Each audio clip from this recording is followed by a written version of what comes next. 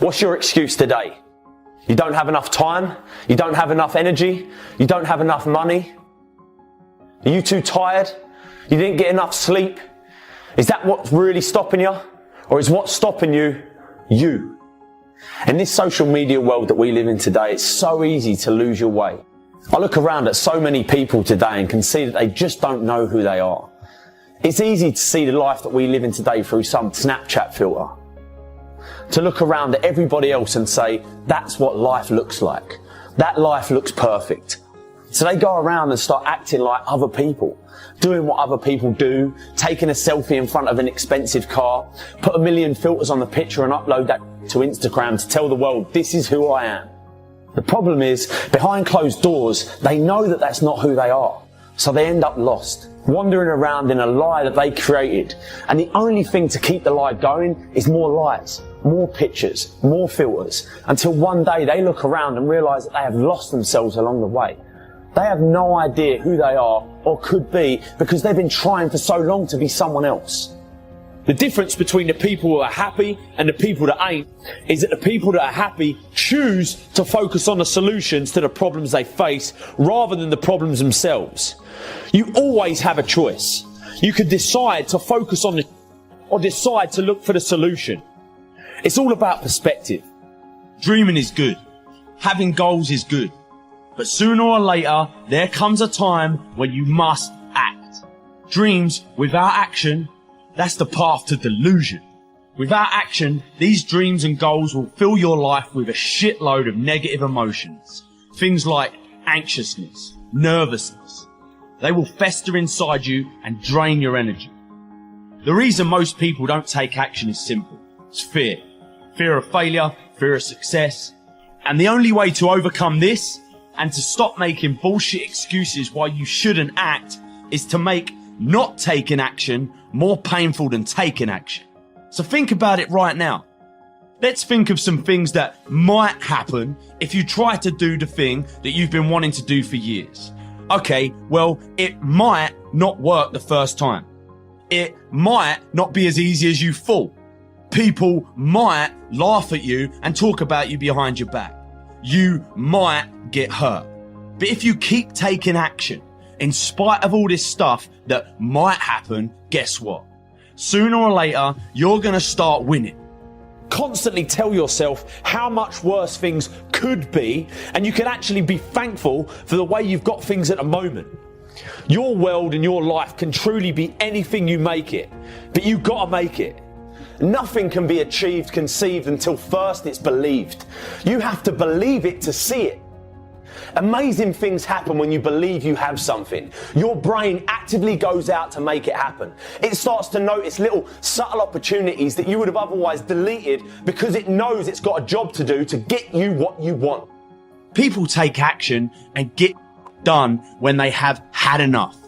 They decide and they say, that's it, I'm done, no more. No more will I be treated like this. No more will I be overweight. No more will I be in a job that I hate. Just decide, man. Making action a must will piss all over the fear you have, I promise you that. At the moment, your brain thinks like this. Trying this new thing will be hard, it will be risky, etc., etc. Basically, associating taking action with pain. So, what you need to do is to train your mind and focus on the pain you'll get if you don't act. And to reinforce that, focus on all the pleasure that you will get if you act. So it'll sound something like this. It'll be a good challenge. You'll learn something new. You'll meet new people, see new places. If you do that and you take massive action every time, your life will never be the same again, I promise. We've heard the old expression, don't count your chickens until they're hatched. No, we have the ability to count our chickens long before they're hatched. Because we know, we have faith, we believe. We use the law of averages. There's bound to be at least so many. Out of every dozen, out of every 100, out of every 50. So it's possible to see the end, then begin.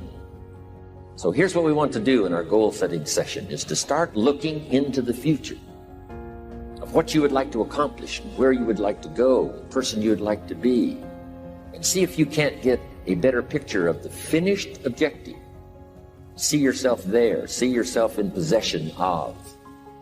I was in business with Bob Cummings, the old movie star, for a while. He said, decide what you want and then act as if you already had it. And being an actor, he could give us a few tips on act. Decide what you want and act as if it was already yours. Now, the reason we can act thinking that it's already ours is because not only can we vision the end results, we can also vision the beginning of making it real. So we don't start till it's finished, but it is possible for human beings to finish something before they start. Just jot this down. It's a bit philosophical, but we'll cover it before we take our lunch break. And that's this. Human beings are the only life on earth that has this incredible capacity to change the course of your life. No other life form can do that. Every other life form except humans seems to operate simply by instinct in the genetic code. In the winter, the goose flies south. How often? Answer, every winter. If you said to the goose, hey, it'd be better this year to go west, he ignores that advice. And the reason is because he cannot make choices and listen to advice of something that might be better. He has to obey instinct and the genetic code. But now jot this down, not human beings. Human beings can alter the course of their life. Human beings can live one way for 5 years, tear up that script, live a totally different way the next 5 years. The first 6 years of my economic life, I wound up broke. Second 6 years, I wound up rich. Someone says, how did you do that? Here's number one. I discovered I was not a goose. Someone says, don't you have to do the second 6 years like you did the first 6 years? And jot this down. No. No, you don't have to live the second 6 years like the first 6. You can use all the information and all the advice and repairing all of your mistakes and adopting a new and refined philosophy so that the next 6 years can be totally different than the last 6. No other life form can do this. See, if you were a tree, you'd be stuck. As a tree, if you used up all the nourishment that was around you and you couldn't change location, see, you would die. But that's not true. Human beings can change location, go north, south, east, west, live here for a while, live somewhere else for a while. So that's a note to make. You can greatly alter the course of your life. Now here's the next note to make. 5 years from now, you will arrive. The question is where? This is for mature people now. If you keep up your present disciplines and keep up the present pace that you're on, where will you be in 5 years? Boy, it's easy to say, hey, I haven't really thought about that. So now make this note. In 5 years, here's the probability. You will either arrive at a well-designed destination or an undesigned destination. Well-designed or undesigned. And I promise you, 5 years from now, you really don't want to arrive at an undesigned destination. Because you may very well wind up wearing what you don't want to wear, driving what you don't want to drive, living where you don't want to live, maybe doing what you don't want to do. I mean, if you think about it, there's really a big difference between just merely achieving your goals and living a life of passion. I mean, where you love your life, where you love your career, you love your family, your friends, the people around you, where you look forward to each and every day.